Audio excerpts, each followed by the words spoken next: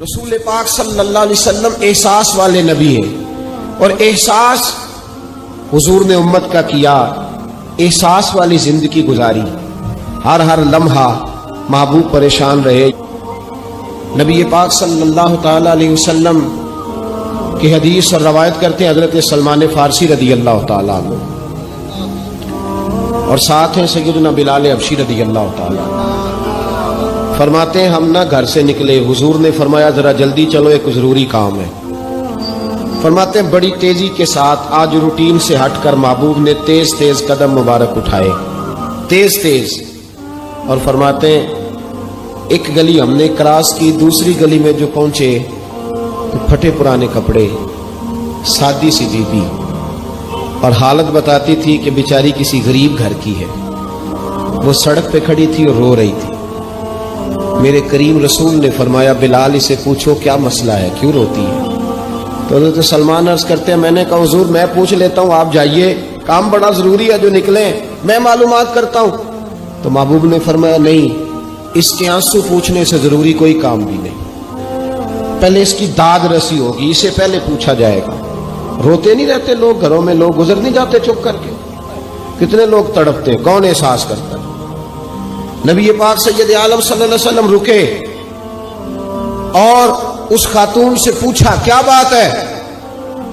اس نے کہا کہ بات کوئی بھی نہیں، میرا ایک ہی موٹا سا مسئلہ ہے۔ کہا وہ کیا؟ کہنے لگی میں غریب ہوں، اور غریبی بذات خود بہت بڑا گناہ ہوتی ہے، لوگ بڑا جرم سمجھتے ہیں اس کو بذات خود۔ میں نے شروع میں کہا نا کہ مذہبی سٹیج کی بھی صدارت غریب آدمی نہیں کر سکتا، کیونکہ غریب جو ہوا جد کول دتھی ہونی انہیں نیڑے بہنا ہے نا جی، جد کول نہیں انہیں تو پیچھے جا کے بہنا اینڈ تے کو کہڑا دتھی ہے۔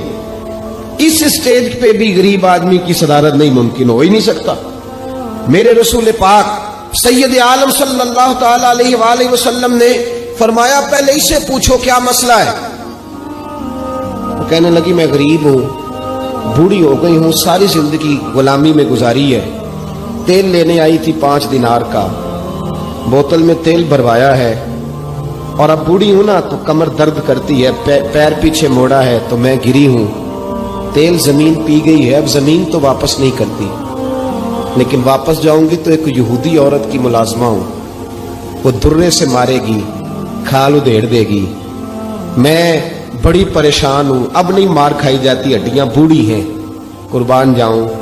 حضرت بلال کو حضور نے حکم دیا، فرمایا دوڑ کے گھر جا 5 دینار لا۔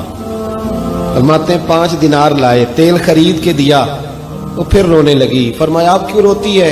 اس نے کہا بتایا نا غریب ہوں، غریب کا جرم کوئی نہیں ہوتا، لیکن پیس دیا جاتا ہے، پھر بھی مار تو اب بھی پڑے گی، اب کیوں پڑے گی؟ اور اس کہنے لگی محبوبہ مار اس لیے پڑے گی کہ دیر سے کیوں آئی ہے۔ تو میرے کریم رسول اور وہ بی بی حضور ابھی آئے ہیں مدینہ طیبہ، امام یوسف صالحی فرماتے ہیں ابھی آئے تھے حضور، سبل الہدی والرشاد کے مصنف کہتے ہیں ابھی آئے تھے نبی پاک، وہ جانتی بھی نہیں تھی۔ تو سید عالم صلی اللہ تعالی علیہ وسلم نے فرمایا اچھا مار پڑے گی؟ کہا ہاں۔ او بھائی کونسلر جو کل آپ کو کہہ رہا تھا نا میں آپ کا خادم ہوں، کونسلر بے گناہ، بلکہ ہمارے ایس ایچ او صاحب اگر چودھری پہ پرچہ آ جائے تو اس کو ٹیلی فون کر کے پوچھتے ہیں صاحب جی تہاڈے خلاف درخواست آئی ہے، کی کرنا ہے؟ تو غریب آدمی بیچارہ، اس کی غلطی یہ تھی کہ وہ غریب تھا تو اس نے ریڑھی لگا لی چوک میں، اس کو دبوچ کے لے گئے، تینوں پتہ نہیں اتنے نہیں کھلوئی دا، تو اس کے پاس کل انویسٹمنٹ ہی 5000 تھی، سارا لے گئے۔ پھر وہ کونسلر صاحب کے پاس چلا گیا، سر میرے نال چلے آ دے ذرا میں تھانے جانا ہے۔ انہوں نے کہا گڈی کرائی آ، پیسے ہے نہیں ایویں تھانے جائیدا ہے۔ اب وہ گاڑی لایا ہے، پتہ نہیں کہاں سے لایا ہے، تھانے پہنچا ہے، اور یہ ہے ہمارا حال کہ وہ ایس ایچ او بھی بیٹھا ہے کرسی پہ اور کونسلر بھی کرسی پہ بیٹھا، اور وہ غریب پیروں میں بیٹھا ہے اور ہاتھ باندھ کے کہہ رہا میری ریڑھی دے چھڈو، میریاں 4 دھیاں نے تو میں شامی کھانا کھڑنا ہے۔ کدھر گیا امت کا وہ ذوق؟ ساری زندگی نعتیں سننے والوں بتاؤ تو صحیح نعت نے تاثیر کیا دی ہے روح پہ؟ اگر ابھی بھی گھاڑی غریب کے پاس کھڑی نہیں ہوتی تو پھر کیا اثر ہوا ساری زندگی نعت سننے کا؟ میرے مصطفیٰ کریم سید عالم صلی اللہ تعالی علیہ وسلم نے فرمایا اس خاتون سے یہاں کونسلر ساتھ نہیں جاتا، کہتا ہے کر دیا ٹیلی فون، سویرے 9 بجے پہنچ جانا، اور کائنات کی سب سے معزز شخصیت حضرت سیدنا بلال حبشی رضی اللہ تعالیٰ عنہ فرماتے ہیں میرے نبی پاک نے فرمایا بی بی چل میں تیرے ساتھ چلتا ہوں. گویا اللہ کی ساری رحمتیں اس کے ساتھ ساتھ چلنے لگی. اور آگے آگے نہیں, ساری کتابیں پڑھ لو, وہ پھٹے پرانے کپڑوں والی بی بی آگے آگے اور اللہ کے کریم رسول پیچھے پیچھے. ساری گلیاں اس نے پھرائی, مدینے کی صحرا آ گیا. ایک دروازے پہ دستک دی, سے مالکن آئی. وہ بی بی بعد میں کہتی ہے میں بھی بڑی ڈاڈی تھی, طاقت ہی نہیں تھی میرے سامنے کو کھڑا ہو سکے, لیکن جب میں باہر نکلی تو میں نے نور کے حالے میں لپٹی ہوئی ایک عظیم ہستی کو دیکھا. فرماتے محبوب کے گورے چٹے رنگ کے اوپر کالی زلفیں اور محبوب پاک کی مقدس آنکھیں جب تک بات کرتے رہے نظریں زمین پہ جھکی رہی. شرم و حیا والے رسول نے بڑے میٹھے, بڑے دھیمے, بڑے خوبصورت لہجے میں کہا. بریلی کے امام فرماتے ہیں نیچی نظروں کی شرم و حیا پہ درود. بڑے دھیمے لہجے میں فرمایا تیری نوکرانی ہے تیری. عورت کہتی ہے میں تو حضور کے جلووں میں محو ہو گئی کہ سادگی میں اتنا حسن میں نے دیکھا ہی نہیں, تیری نوکرانی ہے. کہا تو میرے محبوب نے فرمایا بیچاری کی غلطی کوئی نہیں, اسے مارنا نا, اس سے تیل گر گیا تھا, نیا خریدتے دیر ہو گئی, رو رہی تھی تو میں سفارش کرنے آیا ہوں. وہ خاتون کہتی ہے کسی کی نہیں مانی تھی, پر محبوب کے جملوں میں تاثیر اتنی تھی ککھ سواد نہیں مشری اندر, اسا کھنڈا می چکھ ڈٹھیاں انہاں ساریاں شیواں نالوں گلاں سجن دیاں مٹھیاں.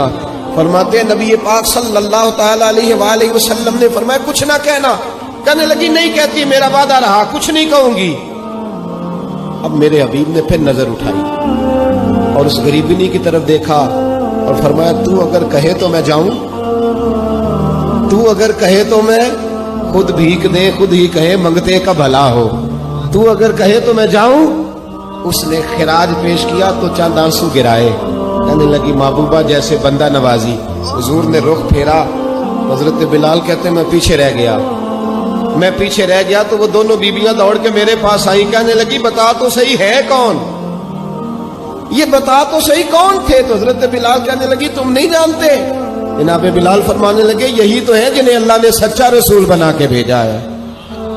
بیبیاں دوڑ کے آئی. کہنے لگی محبوبہ دروازے تک آئے ہو تو خالی تو نہ لوٹاؤ, مہربانی فرماؤ ہمیں بھی کلمہ پڑھا دو. بھائی